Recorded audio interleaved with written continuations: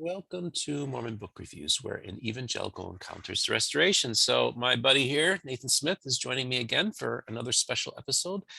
Nathan Smith is a student at Texas State University. He's a psychology student, and we're doing a little series where he is going to talk about a book that I don't know anything about, possibly don't know anything about. I don't know what book he's going to talk about. And then he's going to talk about it, and then I'll ask him some questions, and we'll have a conversation about it. So Nathan Smith, welcome back. Thank you. And what do you have for us today? Well, today I have a book for you entitled "The Puppet and the Dwarf: The Perverse Core of Christianity" by a it's quite a The Puppet and the Dwarf.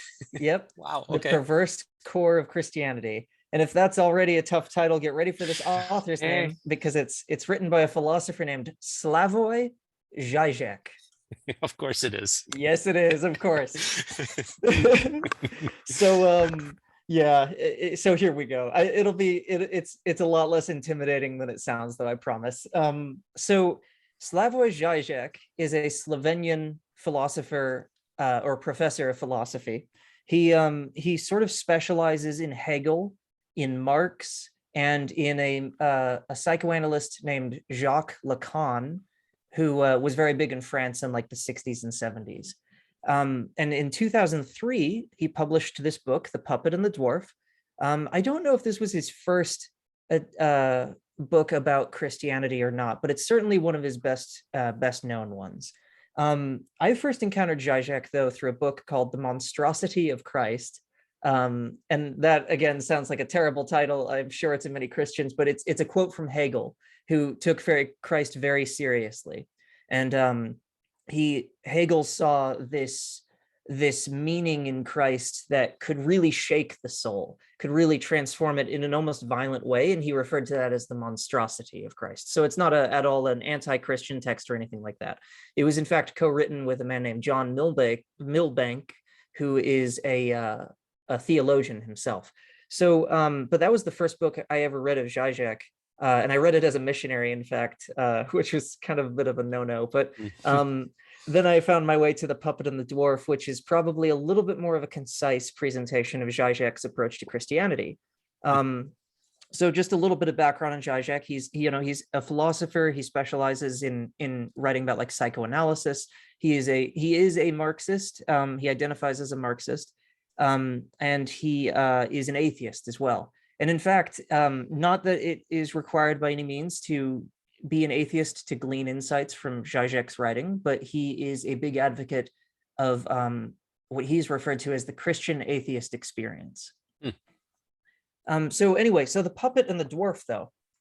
The Puppet and the Dwarf actually sort of kicks off, in large part, discussing the book of Job. So Žižek has this very interesting interpretation of Job. So for those who may be unfamiliar with the story, obviously, Job begins as this very righteous man, this man who does, precisely what he's supposed to do. He's very faithful to God. He's good to his family. He's good to his community. He follows the commandments. He's a good Israelite. There's this moment in the book of Job where God sort of makes a gamble with the accuser and says that the accuser tells God basically that if Job hits a hard time in life, he'll just give up all of that morality. He won't be faithful to God. He won't be faithful to his family or friends or whatever. And God says, I'll take that bet. So it's a very interesting ancient story. The accuser sort of let loose on Job. His children are killed. His home is destroyed, and he's essentially left in this horrible, destitute state where he's scraping sores with pot shards in like a garbage heap, basically. And so Žižek's analysis, though, begins when Job's friends first approach Job. So the scriptural narrative is that Job's friends initially approach him and sit with him in silence, I think for 7 days. But then they begin talking to Job, and that's where they get themselves into trouble. So what happens with Job's friends is they look at his suffering, and they see this absurd situation. I mean, to modern readers especially, I think it would strike us as absurd that God would sort of strike a bet with essentially Satan and say, hey, yeah, like toss him back and forth, see what I care, he'll hold on. So there's this very absurd situation that they're seeing, and they begin immediately to try to explain it. So like a friend says, well, you know, maybe this is just a test from God. If you grit your teeth, everything will work out fine in the end. One says, maybe you've accidentally sinned, so maybe just try repenting in general, and maybe, you know, you can fix it that way. And I think one even goes so far as to say that I think you did sin and you're just lying to us now, because God would never punish an innocent man. He would punish a sinner. And so Žižek takes a lot of meaning from this particular part of the story, where Job's friends sort of attempt to theologize away his suffering. Žižek writes a lot about what he calls ideology, and that can be political, it can be religious, it can be just like a personal philosophy. It's basically the lens through which you interpret life, through which you make sense of life. Jacques Lacan, the psychoanalyst I mentioned earlier, he referred to these things as the big other. It's sort of this organizing principle or principles around which you orient your life, and without which your life, to you at least, would hold very little sense and very little like meaning. You would feel adrift in your life without these organizing principles. And so for Job's friends, these organizing principles are things like bad things happen to bad people, good things happen to good people, bad things don't happen to good people. And that, or other things even, that like God is constantly testing your morality. So there are these big others around which they orient their lives to make sense of their lives. So of course, the book of Job, though, a large part of it is essentially Job debating his friends. They bring these theological explanations of his suffering, and he pushes back against them. He doesn't give a counter narrative. He only says things like, Christians will know well this line, I know my Redeemer liveth, or I know my advocate lives, in a more modern English. And it's essentially Job saying like, look, I know there's got to be somebody in heaven who can plead my case, because this feels wrong. Like, none of your explanations make sense. Like, this isn't supposed to be. And in the end, the surprising thing that Žižek points to the most is the very end, when God descends and tells all of Job's theological friends, why did you not listen to my servant Job? And it's a very strange ending to the book, because Job's friends essentially gave very orthodox theological responses, especially by today's standards. I mean, when I grew up as a Latter-day Saint, there was this very palpable sense, especially from the Book of Mormon, and I think even the Book of Mormon itself actually outgrows this through the text, that when you follow the commandments, you're blessed. When you break the commandments, you're not blessed, and things go bad. And Job pushes back against that constantly and consistently, but he doesn't offer a counter narrative. And God comes down and says Job was right. And that's where Žižek sort of begins his exploration of Christianity, because he sees Job as a prototype of Christ rather than, say, Adam.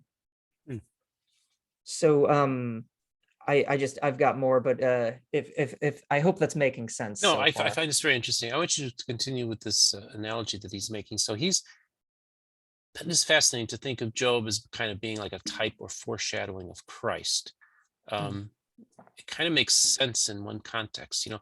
Also, what also makes the book of Job so interesting is it's not a Hebrew, it's predates, it's the oldest book in the Bible. So it's obviously comes from another tradition, and then was probably reworked into the scriptures a certain way. So it's a very unique and odd, but very fascinating book. Continue. Absolutely. Yeah, I agree with you wholeheartedly. I think it does stick out in the canon quite a bit. And I know there is a little bit of typology comparing Job to Christ, but it's usually just in the suffering. But Žižek draws a special attention to not only the suffering, but the lack of an explanation for it, and the tendency to try to explain it away. So you'll notice this tendency with Job's friends that they're not trying to just explain his suffering, they're trying to explain it away. So the reason that we don't have to take your suffering seriously is because, well, it's going to end eventually because God's testing you. Or, well, I mean, if you sinned, just repent real quick and then we won't have to deal with the suffering at all anyway. Or maybe you're lying and you're a sinner and you're just trying to pull a fast one on us, in which case you deserve your suffering. But Žižek, I think, derives this meaning from Job that we're supposed to sort of not try to explain away, but engage the suffering of others. And so the way that he sort of brings this to Christ is that he sort of refers to Christ as the most concise way I could put it is that Christ is the death of the big other, of all sorts of big others. So in Christ, according to Žižek, God willingly becomes human just like us. And in that sense, God descends from being the big other par excellence into being just a human being like any one of us. So there's this this sense in which Job's friends are constantly appealing to God in order to validate their explanations, but God in Christ descends from that godhood, essentially taking away the ability to appeal to God with this big other. So I think a very good example actually might be the parable of the Good Samaritan. So, you know, the Samaritan, he's beaten, he's robbed, he's left to die on the side of the road, and he's passed by a priest and he's passed by a Levite, and they don't go near him or touch him because there is a religious injunction to not touch dead bodies, and that sort of thing. There's a little bit of prejudice being that he's a Samaritan as opposed to a Jew from Judah. There's a man named Jared Anderson. He's I don't believe he's a Latter-day Saint. I would identify as a Latter-day Saint now, but he was a Latter-day Saint. And he wrote an excellent version of this parable. And instead of a priest and a Levite, it's a 70 and an apostle in the LDS church. And that's not at all meant to be a polemic by any means. It's just to point home exactly what Jesus seems to be saying with this, which is that there are certain religious mindsets that prevent us from addressing reality itself. So the reality of the Samaritan's suffering, according to Jesus in this parable at least, takes priority always over even our religious obligations. So there's this sense in which the principles around which we orient our lives can even take us away, not only from reality, but from the greatest reality, arguably, which is the suffering of people. So Jesus, I think Žižek sort of would find a good illustration in that God sort of steps down from the status of being the big other who determines what your life should be, and instead tries to get completely involved in his creation. There's this line actually from Žižek from the book The Monstrosity of Christ. So this isn't The Puppet and the Dwarf, but he wrote this in Monstrosity of Christ. And I read this as a missionary and it really struck me. He says, quote, "What dies on the cross is not only God's earthly representative incarnation, but the God of beyond itself. That is to say, what dies on the cross is precisely the quote unquote private God, the God of our quote unquote way of life, the God who grounds a particular community," end quote. So there's this sense in which God is not this abstract being who's just sort of floating in eternity and watching our lives unfold and making demands from the outside, but that God sort of leaps headlong into the pit with us and becomes a part of it. There's another line, this time from The Puppet and the Dwarf, where Žižek says, quote, "What if eternity is a sterile, impotent, lifeless domain of pure potentialities, which in order to fully actualize itself has to pass through temporal existence?" So there's this sense in which eternity is this like very platonic, untouched, very innocent reality that God willingly surrenders in order to jump into the particularity and even the suffering of being a human being. The term "the puppet and the dwarf," what is that referring to? That's a very interesting question. So Žižek, if I remember correctly, Žižek draws this analogy to, I think it's even maybe an old joke or like there's something operatic about it or something, but there's like a chess game that's going on, and there's a puppet that's playing chess, and no one realizes that there's like a dwarf underneath the puppet controlling the puppet. So people just see the puppet itself and they think that that's the player, but there's this underlying reality that's controlling the puppet. And so Žižek, I think, describes it as a way of, if I remember correctly, he describes it as a way of like describing how Christ relates to God. So there's this sense in which God willingly goes from being the one who controls the universe itself in every aspect, again, only according to like Žižek in this particular sense, to being one who is controlled. to being someone who isn't the universe itself, who isn't control itself, but who is, like any one of us, capable of experiencing powerlessness, suffering, and even death. It's a bit of a gross one, but there's an analogy he draws to eye surgery. There's a certain eye surgery where you can go and have this done without anesthetic, and it involves having to have the eye pulled from the socket very securely. But there's a way in which that eye can be turned, and that eye can see its own face. And it's a very odd concept, right? Because the eye belongs to the face, that's itself, but it still sees it as this separate object. And so that's sort of how he describes Christ relating to God, which is, this is God, but this is God divorced from himself, in a sense. So it's interesting because it's the puppet and the dwarf, the perverse core of Christianity. What is the perverse core? The perverse core, I would say, is actually really well summed up in Paul. And so this is actually what I find interesting. And you and I have discussed this off camera before, but especially French philosophers, Žižek is Slovenian, but especially like continental, like European philosophers in general, have sort of experienced this resurgence of interest in Paul.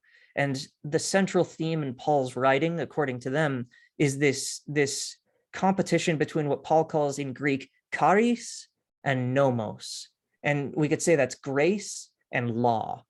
And so we've talked a lot about what Lacan called the big other, the way that the things that we orient our lives around, the principles that we use to make sense of our lives and to guide our actions. And philosophers like Žižek would say that that's exactly what Paul means by law, which is the thing that's diametrically opposed to charis, or grace, or even we could say perhaps unconditional gifted love. So there's this, the perverse core of Christianity, I would say, is that, how to put it?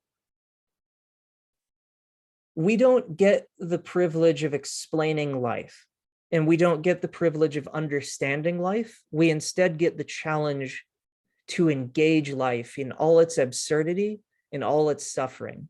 So it's the diametric opposition between Job's suffering and his friends coming to like sit with him in that suffering for 7 days, and they don't even say a word for 7 days according to the text.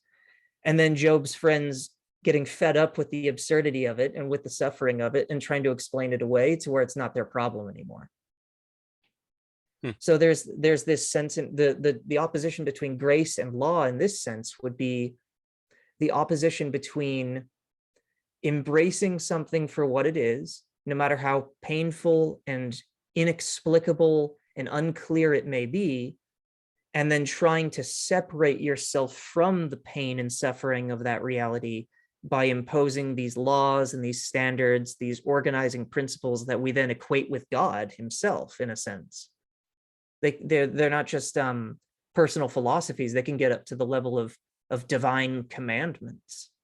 And they're a way of separating ourselves from realities that we consider too painful or beyond our understanding.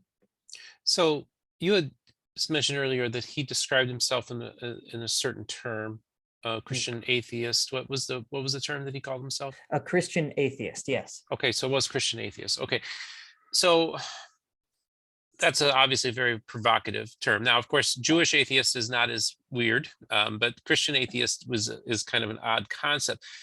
I guess the question I would have is, what would atheists and philosophers, especially in Europe, who have this interest in Job, have this interest in Paul, as atheists, what are they trying to get out of the text, and why are they taking it so seriously if they don't think any of this is true? I think there's two things to consider. Well, actually, perhaps three, but we'll see. I think one thing to consider is that when you consider the term atheism, it's that a bit is a negation of what follows, theism. So it's a negation of God, but for Žižek, it's a negation of a very specific type of God. The God who can give these objective divine commands around which you orient your life. The other thing that I think is important to understand too is that a lot of these philosophers, I think especially coming from a continental perspective, have, I think personally, they have culturally speaking, a closer relation to concerns like fascism and Nazism. So by virtue of just living in Europe, and Žižek growing up in Slovenia, I mean, he has complicated feelings about Marxism and communism and the like, but he's not, he's not Pollyanna-ish at all about the Soviet Union and the Eastern Bloc and the absolute disaster that was and how it fell apart. His career has largely been trying to understand why it fell apart. That's how he's described himself. And I think that one of the conclusions that Žižek himself has reached is this uncritical and, in a sense, almost cowardly deferral to authority, to an imagined pretended authority that can save you from the blood and mud and confusion of being human.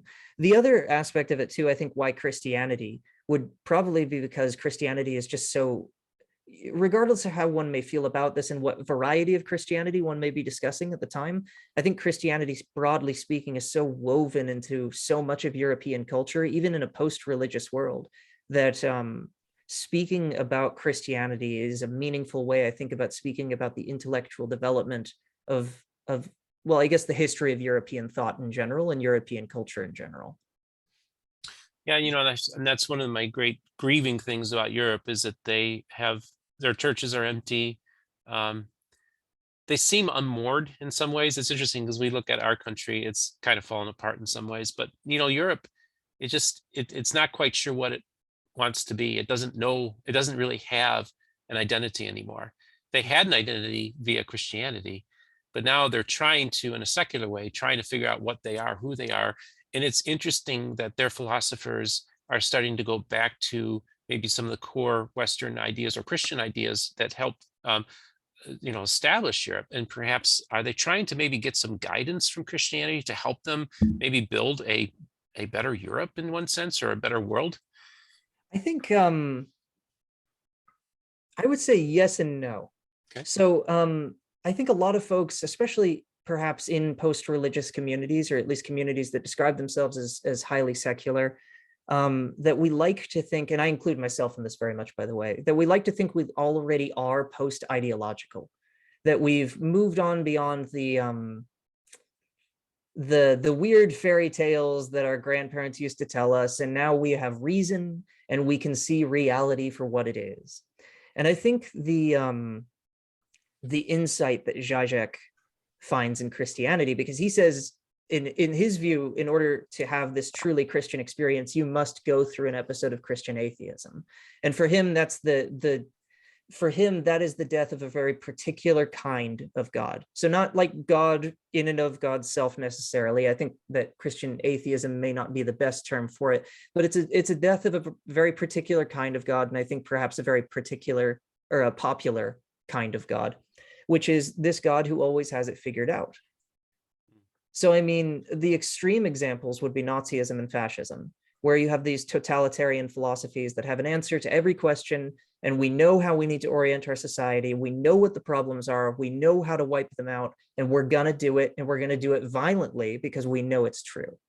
And a very, very small, far, far, far less violent one, far less violent example might be, there was this really interesting book written by Gilles Deleuze and Felix Guattari called Anti-Oedipus, and it was against psychoanalysis at the time, especially, which it described as a kind of fascism, where it approaches this patient, this client, as if it has all the explanations for why the client is suffering mentally and emotionally, and therefore all the ways that it can fix the problem.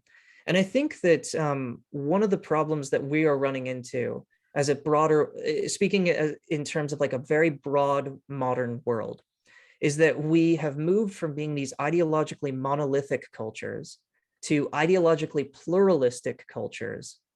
And I think that the solution that Žižek is seeing in Christianity is that we need to work harder at being a post-ideological world where we realize we don't have the answers.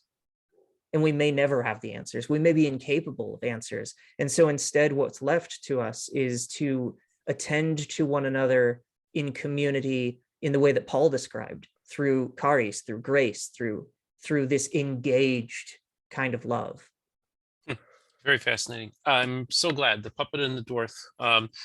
Check it out, folks. I've never heard of this book. You had hinted towards it towards me before, and I said, well, maybe throw this into the mix because I'm fascinated by the concept. Very interesting, folks, isn't it? Just to think that, we have people who are atheists who are engaging the holy texts of Christianity and trying to get something out of them and apply it in a practical way. And actually, I think that's kind of like if you aren't a student of the Bible, you think that it has nothing to show you or teach you. You are missing out on so much, even if you're not a believer, because the Bible, in so many ways, whether you're using the Hebrew scriptures or the New Testament, they have something to offer humanity. There's a reason why it's the best-selling book of all time, and there's a reason why it built civilizations, it built cultures, it gave us the scientific method, it gave us humanism, it gave us many of the tools that atheists use today. But they're indebted in some sense to a Christian world that helped produce these things. And so I tell people, every school should have a Bible class, not as a Bible study, but as a Bible class to understand the underlying aspects of our civilization, especially in the West. Just have an understanding of who we are, because we need to have an identity and understand our foundations as well. That's just kind of me going on maybe sound of kind of a right-wing spiel, if you will. No, not at all. When I was actually in high school in Texas, I took a year-long course on the history of the Old Testament and the New Testament impact on Western culture. Yeah. And it was, as you might imagine, being in Texas, it was watched by a lot of watchdog groups to make sure it wasn't devotional or in any way, shape, or form. And it was a fascinating history. And I think something that I gained from Žižek especially is that I have a somewhat complicated relationship with Western religion in general, with Christianity, with religion worldwide, of course. But I think Žižek was one of those writers that really helped me to understand that you can be an outright atheist and still find wisdom in an otherwise complicated world. And I think that he also kind of getting back to the main theme of this book, he helped me understand that a lot of the ways in which I sort of threw the baby out with the bathwater were ways of sort of protecting myself when I could instead engage that which brought me pain in the first place and still find something in it. What a fascinating journey that you and I are both on in many ways. And I'm glad to take it with you, dude. So thanks for sharing this book. This is a continuing series that Nathan and I are doing. And it's just very exciting to be able to talk about these different books. I just want to thank Nathan for coming on. Always. I love it. Thank you so much for having me. And it's always a pleasure, dude. And I just want to remind my audience to like and subscribe. Don't forget to hit the notification button to be informed when a new video comes out. You all have yourself a wonderful day.